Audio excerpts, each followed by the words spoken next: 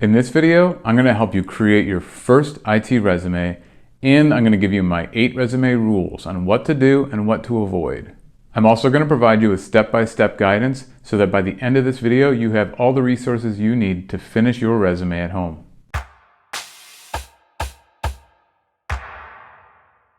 My name is Justin and I'm your IT career coach. I want to help you start and grow your career into something you love and create the success you want. Let's get into it. A lot of my tips can be applied to any resume, but I really want to focus on you if you're creating your first resume. Your first resume is special because you don't have that much work experience to brag about. So this guide's for you if you're a newbie and you're ready to find your first IT job. So what makes a good resume? Obviously what you say on the resume is important, but before we even get into what you want to say on the resume, I want to talk to you about resume rule number 1. Layout. The layout of your resume is the first thing your potential employer is going to see. And if the layout doesn't look good, it might not even get read. As much as you might think that this doesn't make sense, people are emotional. And if somebody sees a resume that just doesn't look like it's formatted well or doesn't read well, or maybe they don't even know where to start reading it, they might not start reading it at all. Let's take a look together at a few resumes that I'm going to find on Google, and I'll show you what I'm talking about. Here's an example. This resume is all center justified. This is awful. This is the worst way to format a resume, and you shouldn't even think about doing this. You want to make sure that it's easy to read. Let me see if I can find another example, because another situation is you don't want too much going on, like this one. This is another example of a bad resume. Look, they're trying to use too much of the space, right? And it's hard to know where to put the I. It's like there's just a bunch of information just slammed everywhere and everything's really small and close together. It does not read well. So when it comes to a resume layout, a lot of times simple is better and less is more. So let's use Google Docs because everybody can use that. It's free, and let's build a resume together. So one option is to just go ahead and use one of their templates. If we go into the templates and we look, we have resumes here. And these are all pretty good. I'm not a big fan of all of them. For example, this one isn't using the space very well. You'll see there's a lot of empty space on the left. But personally, I think that's just good to have a top to bottom flow. And I actually already started creating a template that I like, and I'm just going to go ahead and use that to get started. So after you've chosen your template, you want to just go ahead and start putting in the information. The first thing you're going to want to put in is your name and your contact information. When it comes to your personal information, sometimes less is more. I like to include my name and my phone number and my email address. And I like to avoid things like my gender, my religion, my social media links, my home address. None of that even matters. Sometimes I like to include my city as well. And you know, a good thing to include is the title of the job that you're interested in getting. So that's looking pretty good. So let's move on to the content. Typically now we want to have an objective statement or a summary statement. So let's go ahead and add that. So the objective or the summary is where you're going to say something impactful. What are you bringing to the table? What kind of company do you hope to join? You want to make an impression, and you want to remember that the audience here is a person. Now, one way to save some space here, I personally think that this is great, but we don't need to say objective. We don't need to title this section at all. So I'm just going to get rid of that and have the statement come right after my contact information. I think it looks a lot better. Which brings me to resume rule number 3. It's not all about you. What do I mean it's not all about you? Isn't this your resume? Isn't the whole point to talk about you? Not entirely. It's better to talk about what you bring to a potential employer and maybe a little bit about the type of company you want to join. This is going to separate you from everybody else. Your summary statement might be the hardest part about writing your resume because you have to be creative and expressive. But I'm going to break this down into some simple steps, and we're going to do this together. We need to figure out what you're bringing to your new employer. Let's start writing down everything that we can think of. Are you enthusiastic? be honest with yourself here. If you're not enthusiastic, then don't say you are. Are you dependable? Are you a self-starter? What experience you bring into the table? Do you have hands-on experience, customer service? Are you well organized? Are you a good communicator? Just start writing down everything you can think of. Organized. Self-starter. All right, so I've got a few things to go with. Now's a good time to figure out what you want out of a company. And don't say a job. Let's think about this. In an ideal world, what kind of working environment do you want to be in? Do you want to work somewhere that's high energy, dynamic, always changing? Or do you want to work someplace that's a little bit more conservative, predictable, and structured? Are you looking for a place that you can grow your career, or are you just looking to stay in one position? Do you want to be challenged? Maybe you're looking for a place that you can be friends with some of your work colleagues outside of work and go out for drinks or sports after work. Or maybe you just want some place that you go do your job and then when you're done, you go home. There's no right or wrong answers here, but there is definitely a right or wrong attitude to have about this approach. This is about knowing who you are and what you want out of an organization. It's not about lying or bragging or trying to find a place that you don't actually have to work very hard. If you're thinking, how can I find a place where I can put in the least amount of effort possible? Then you're already failing at this exercise. This exercise is about figuring out who you are and the type of people you want to be around. If you take the time to figure this out now, it's more likely that you're going to find an organization where you're going to be happier and find your job to be more enjoyable. Now let's write down everything that you can think of here. You want maybe challenges, education, room for growth, maybe a relaxed environment, progressive, whatever, dynamic, friendly. So now that we have a few things, we want to summarize what you're bringing to the table and what you're looking for in an organization. We also want to be concise and sincere, which brings me to rule number 4. The reader is also a person.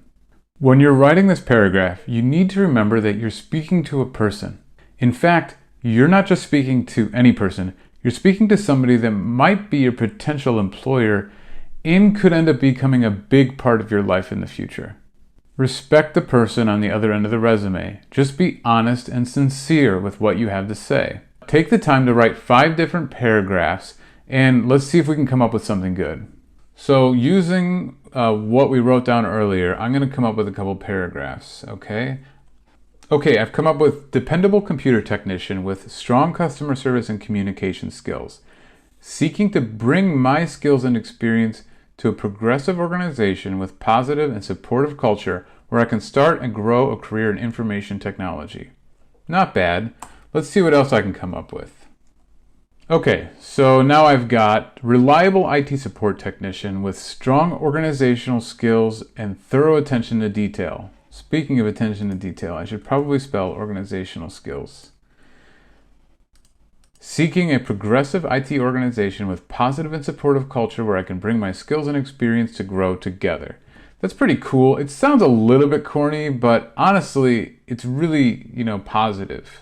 Be creative here. You're going to want to write 4 or 5 different paragraphs. Other than your name and your personal info, this is going to be the first thing that your potential employer starts reading, and you want to make them interested in continuing to read your resume. Keep working on this and put yourself in their shoes. Read it out loud to yourself and imagine that you're the one hiring somebody. How does it come across to you? Does it come across where it sounds like you're just trying to find a job? Or does it sound sincere that you're honestly trying to bring something to the table and find an organization that you're a good fit for? After you spend the time deciding what you want to say here, we're going to move on to the next section of the resume, okay? So I'm going to get rid of all of this stuff that I was working on, and I am going to just use this second paragraph that I created because I think it's kind of cool. So they're right there. That's great. So the next thing we want to do is we want to talk about work experience. On your resume, your experience is always going to take a higher priority than education. And if you want to learn more about why this is, then check out my previous video where I break all of this down. I'll put a link to that below. And now that we're talking about work experience, that brings me to resume rule number 5. Focus on the outcomes. As you start putting down your previous work experience, don't just start writing down every responsibility that you had in your previous job. This is boring and it's not really interesting to what the reader is looking for. Remember that your audience is a potential IT support employer. And when you talk about previous work experience, you want to talk about the meaningful outcomes that you created, not just what you were told to do at your previous job. Let me create an example of this for you. Before I got into my first IT support role, I worked for a convenience store. What did I do there? Well, all sorts of stuff. I restocked the shelves. I worked the register. Worked the register. I ran photo printing overnight. I did returns. I made all the shelves look nice. Yeah, I mean, there's all sorts of things I had to do, but nobody cares. So how can I make this sound better? Well, customer service. That's fantastic. I did a lot of inventory management. We might be able to make that sound better. And I also helped with customers that had problems or returns, which really is conflict resolution. So that's pretty good, but still, I bet we can make this better. I'm going to work on this for a minute here, and then we're going to fast forward to the end result. So let's see what I came up with here.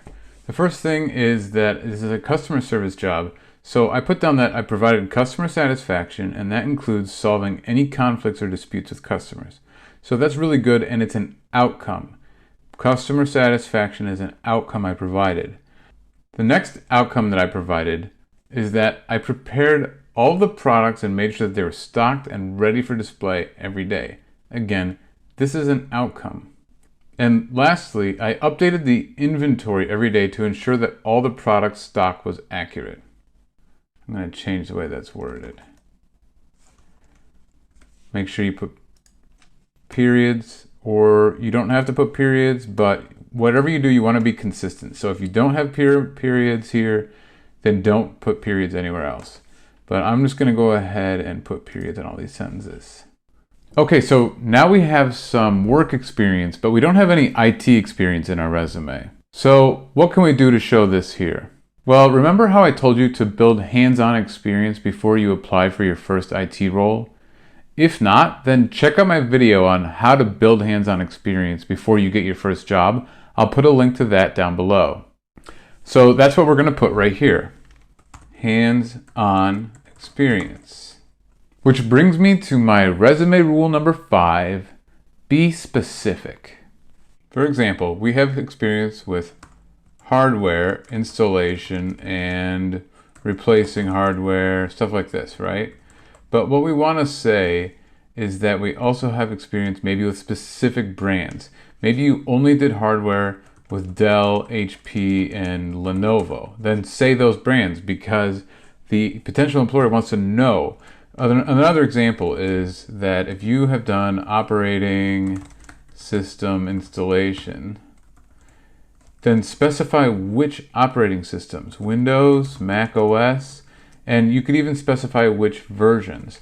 So I'm going to redo this. So I have experience with PC and laptop hardware, and I have experience building, troubleshooting, and replacing the hardware in Dell's, HP's, and Lenovo workstation and laptop systems. That's great. It's very specific. I also have experience with operating systems.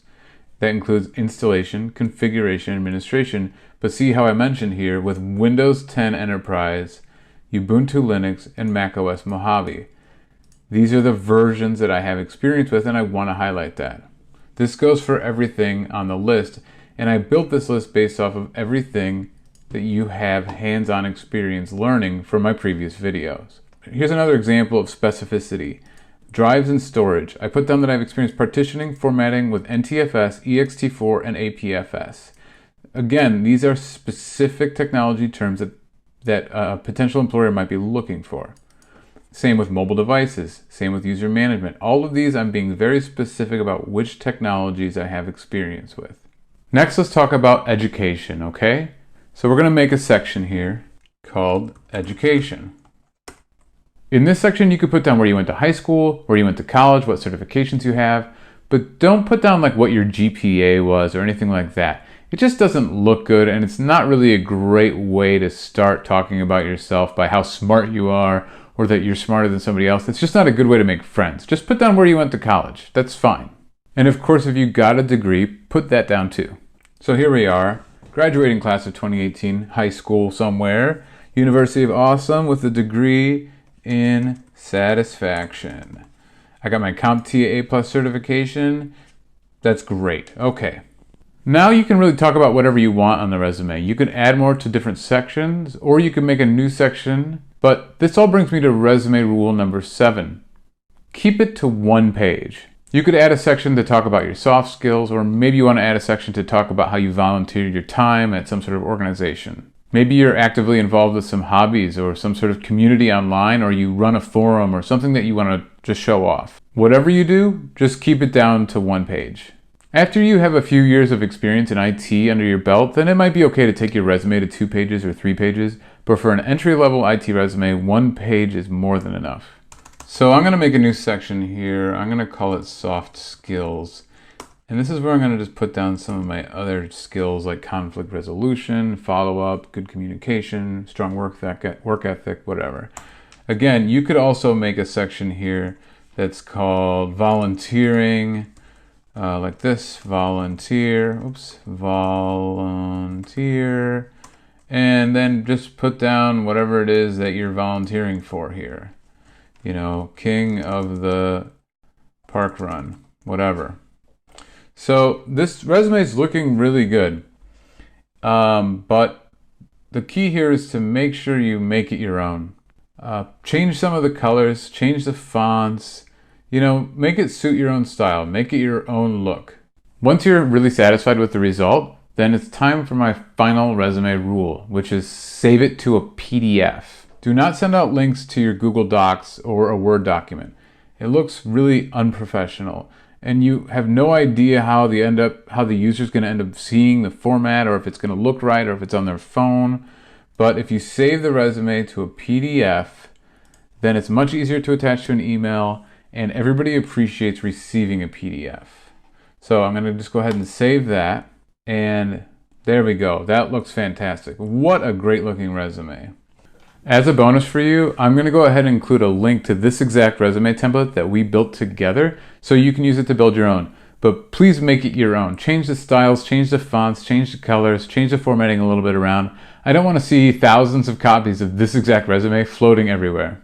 Your potential employer doesn't want to see the same resume over and over either. Like I always say, nothing's going to change unless you take action. Your new career is not going to come find you. You have to go create your new career. Please let me know if you found this useful, and let me know if you have any other questions. Shoot some stuff down in the comments. Give me a like, subscribe to my channel, hit the notification bell. I got new videos coming out every Tuesday, and I'll see you in the next video.